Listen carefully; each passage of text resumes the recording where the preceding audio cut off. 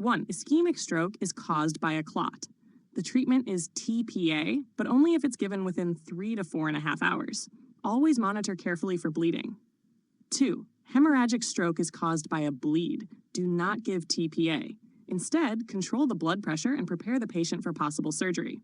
3. Remember the FAST acronym: face droop, arm weakness, speech difficulty, and time to call 911. 4. A left-sided stroke often causes aphasia, along with right-sided hemiplegia.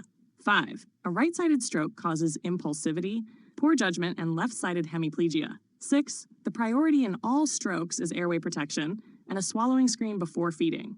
7. Post-stroke care includes thickened liquids, upright positioning, small bites, and keeping suction nearby. 8. Stroke rehabilitation brings in physical therapy, occupational therapy, speech therapy, and emotional support for the patient and family. 9. TPA is contraindicated if there has been recent surgery, active bleeding, or uncontrolled hypertension. 10. For long-term prevention of ischemic stroke, antiplatelet medications like aspirin or clopidogrel are commonly used. Increased intracranial pressure, ICP-11.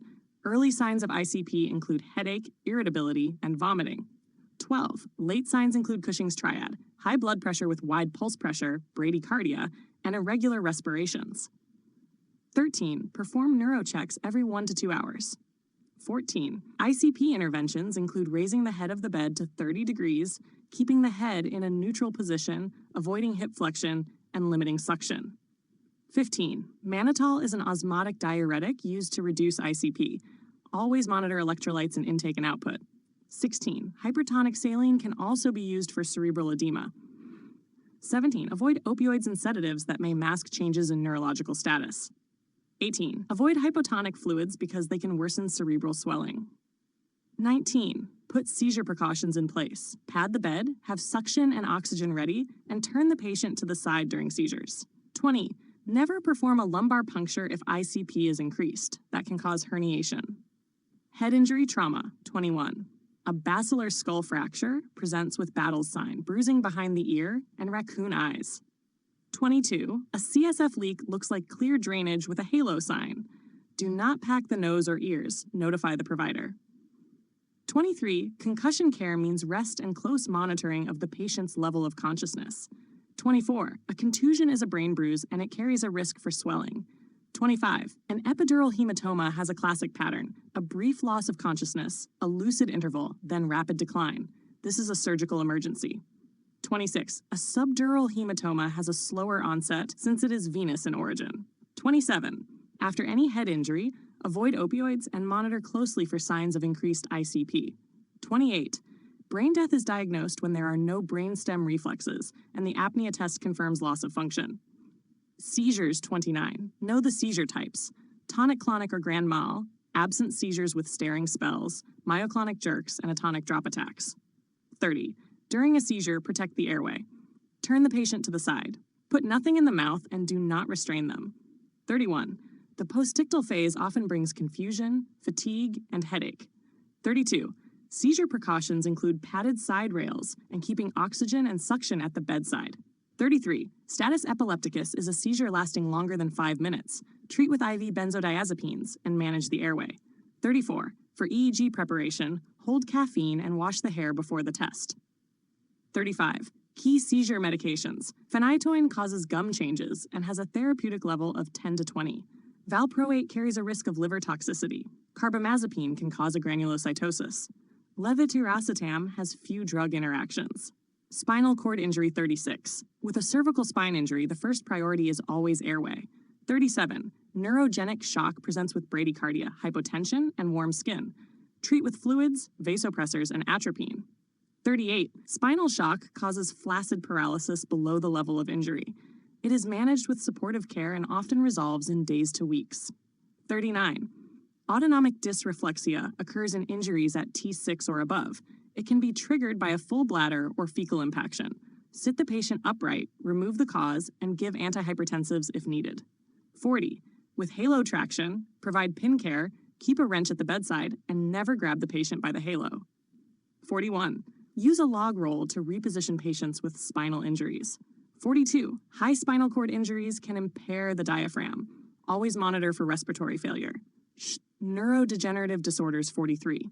Multiple sclerosis causes demyelination, weakness, and vision changes. Treat with steroids and immunomodulators. 44. Parkinson's disease presents with tremor, rigidity, and bradykinesia. Treat with levodopa-carbidopa and use fall precautions. 45. Myasthenia gravis causes weakness that improves with rest. Treat with anticholinesterase medications or thymectomy. 46. A myasthenic crisis means too little medication, leading to respiratory failure. Give more medication and monitor the airway. 47. A cholinergic crisis means too much medication, causing drooling and weakness. Hold the medication and give atropine. 48. ALS causes progressive paralysis. Provide respiratory support, and riluzole may slow progression. 49. Huntington's disease causes chorea and cognitive decline.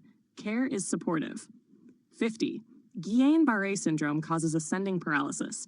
Always monitor the airway and be prepared for ventilation. Infections, inflammatory 51. Meningitis presents with fever, nuchal rigidity, and photophobia. Place the patient on droplet precautions and start IV antibiotics.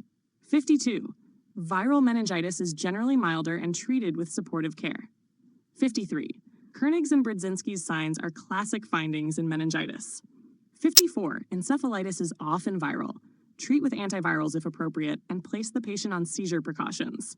55. A brain abscess requires IV antibiotics and sometimes surgical drainage. Neuropathies, pain 56. Trigeminal neuralgia causes facial pain that is triggered by touch. Treat with carbamazepine and encourage avoidance of triggers. 57. Bell's palsy causes unilateral facial droop. Treat with corticosteroids and protect the affected eye from dryness or injury. 58. Peripheral neuropathy presents as burning and tingling in the extremities.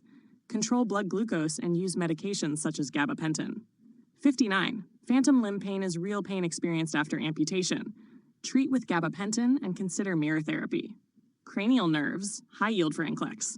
60. Cranial nerve 2, the optic nerve, controls vision. 61. Cranial nerve 3, the oculomotor nerve, controls pupil constriction. 62. Cranial nerve 5, the trigeminal nerve, controls facial sensation. 63. Cranial nerve 7, the facial nerve, controls facial movements. 64. Cranial nerve 8, the vestibulocochlear nerve, controls hearing and balance. 65. Cranial nerves 9 and 10 control gag and swallowing. Always check these before feeding a stroke patient. 66. Cranial nerve 12, the hypoglossal nerve, controls tongue movement. Neuro assessments 67. The Glasgow Coma Scale ranges from 3 to 15. A score less than 8 indicates coma. 68. The NIH Stroke Scale is used in the emergency department to measure stroke severity. 69. Unequal or sluggish pupils are a red flag for increased intracranial pressure. 70. Motor strength is graded on a 0 to 5 scale. 71. Sensory testing checks sharp versus dull sensation, as well as proprioception. 72. Reflexes can be absent in lower motor neuron disease or hyperactive in upper motor neuron disease. 73. A Babinski reflex is normal in infants, but abnormal in adults. Neuro medications expanded 74. Mannitol is used to reduce ICP. Always monitor renal function and fluid balance. 75. Dexamethasone reduces cerebral edema. Monitor for side effects like hyperglycemia. 76. Phenytoin can cause gum changes and skin rash. Teach patients good dental hygiene. 77. Levetiracetam is a widely used seizure medication, known for having very few drug interactions. 78. Diazepam and lorazepam are benzodiazepines used for acute seizure control. 79. Baclofen is a muscle relaxant often used for multiple sclerosis or spinal cord injury. 80. Carbidopa-levodopa treats Parkinson's disease. Do not stop suddenly and avoid meals high in protein.